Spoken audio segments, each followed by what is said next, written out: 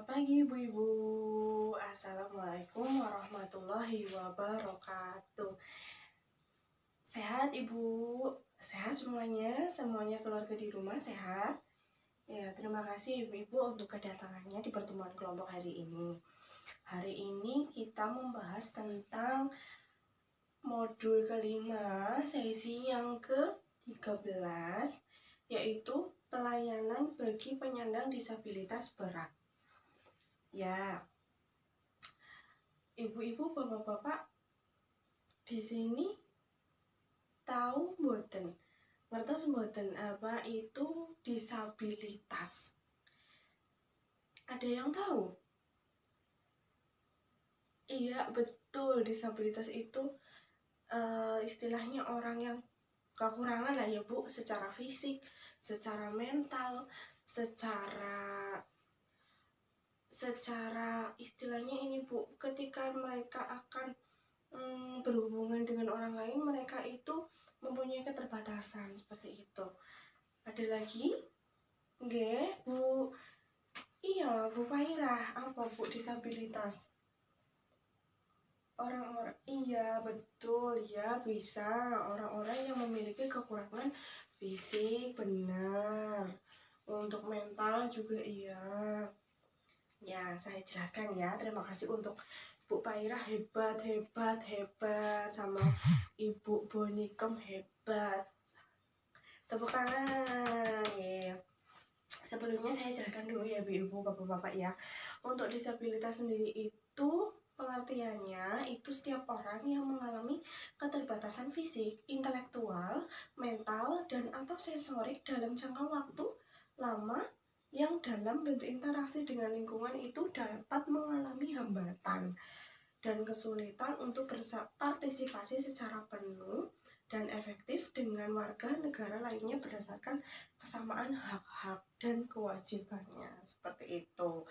Jadi benar, intinya mereka itu punya keterbatasan kalau berhubungan dengan orang lain, seperti itu ya ibu-ibu. Nah, di sini untuk itu saya mau jelaskan dulu. Di sini ada flip chart ya Bu ya. Ada gambar jenis-jenis disabilitas. Ada disabilitas fisik, contohnya seperti ini ya Bu-ibu ya. Sudah ya kalau di masyarakat ya sudah familiar lah. Terus kemudian disabilitas mental, terus kemudian disabilitas netra, disabilitas intelektual, dan disabilitas rumah bicara. Yang jarang biasanya ini ya Bu ya, disabilitas intelektual atau mungkin Down syndrome, okay? Nah, yang mau kita bahas sekarang itu disabilitas yang berat Bu, disabilitas yang berat. Ibu-ibu paham mboten maksudnya disabilitas ini? Terus ada lagi kok disabilitas berat, apa itu? Iya betul, ya betul, mantap, hebat, tepuk tangan untuk Ibu Wati. Disabilitas berat itu penyandang disabilitas yang kedisabilitasannya sudah tidak dapat direhabilitasi, tidak dapat melakukan aktivitas kehidupannya sehari-hari, dan atau sepanjang hidupnya tergantung pada bantuan orang lain dan tidak mampu menghidupi diri sendiri. Punten Bu, istilahnya seperti ini nggih. Yang sudah tidak bisa ngapa-ngapain lagi. Jadi kayak gini punten, kalau di tetangga saya Bu ya, ada yang dari kecil punten ya Bu ya, maaf sekali bukan mau menceritakan ya. Jadi dari kecil itu, dari bayi punten pertumbuhannya itu kayak terganggu Bu. Jadi dari kecil dia hanya tidur di kasur sampai sekarang udah mau 8 tahun atau 10 tahun, dia itu hanya bisa apa Bu? Duduk, itu juga kalau didudukan, makan juga disuapin, jalan itu kalau ada yang gendong, pergi-pergi itu kalau ada yang gendong.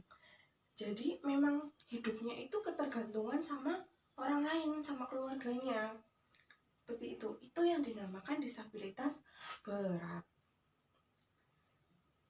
Gimana? Di tempatnya ibu-ibu ada yang seperti itu?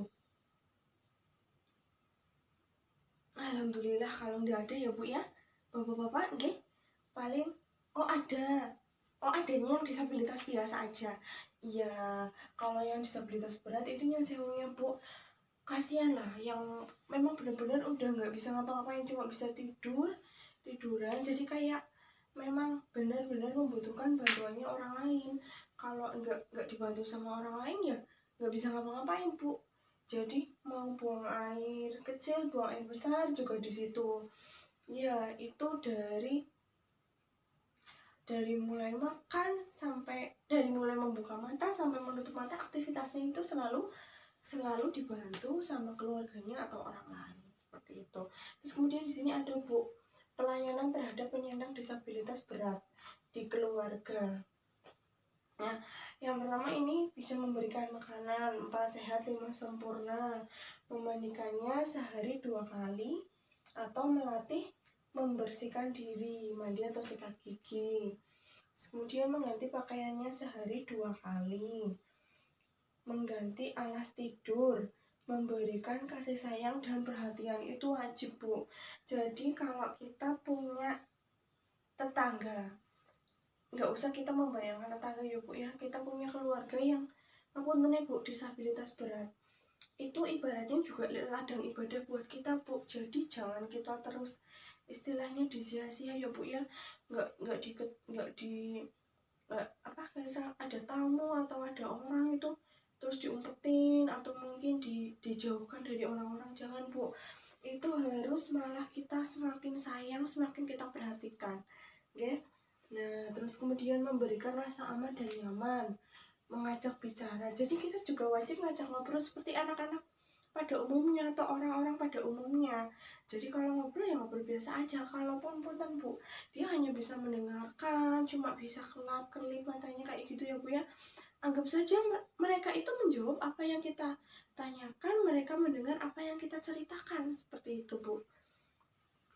Nah, kemudian mengajarkan tentang nilai-nilai yang baik dan tidak baik.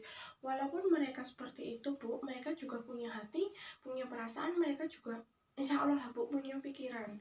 Jadi mereka tahu mana yang baik, mana yang enggak, dan mana yang tulus dan mana yang enggak juga, seperti itu mereka juga tahu. Dan biasanya kalau penyandang disabilitas seperti ini tuh hatinya akan lebih sensitif Bu. Nggih. Jadi kalau misal punten nggih, yang merawat itu nggak ikhlas, nggak tulus, itu biasanya yang dirawat juga nggak senang, nggak mau kayak gitu. Terus membuatkan akte kelahiran sama seperti yang umumnya kalau misal orang-orang pada umumnya ya Bu, membawa ke puskesmas terdekat untuk diperiksa kesehatannya, memberikan obat sesuai kebutuhan, memberikan kesempatan untuk bermain, berinteraksi dengan tetangga, memberikan terapi atau melatih menggerakkan anggota tubuh, menjaga dari kekerasan eksploitasi, mengajarkan nilai-nilai spiritual, tetap diajarkan, tetap dikasih hak-hak sesuai dengan kita pada umumnya sebagai seorang manusia. Haknya sama Bu, cuma bedanya kalau yang penyandang disabilitas itu perlu bantuan dari keluarga atau orang lain yang lebih. Kita sebagai manusia yang biasa, yang normal, kita juga selalu butuh bantuan orang lain, apalagi mereka Bu yang punya disabilitas berat, yang nggak bisa ngapa-ngapain, yang hanya bisanya cuma tidur. Mereka butuh sekali perhatian dari kita, dari orang lain, dari keluarga. Seperti itu Ibu-ibu. Terima kasih ya Bu ya untuk materi kali ini. Terima kasih atas perhatiannya. Semoga nanti bisa jadi renungan buat Ibu sama Bapak di rumah. Nanti kalau misal punya tetangga atau keluarga yang seperti itu, jadi jangan dikucilkan. Ya, tetap kasih perhatian dan kasih sayang yang sama. Ya, terima kasih Ibu-ibu. Tetap semangat ya Bu ya. Sekali lagi kita untuk mengakhiri, kita tepuk semangat ya Bu ya. Tepuk semangat.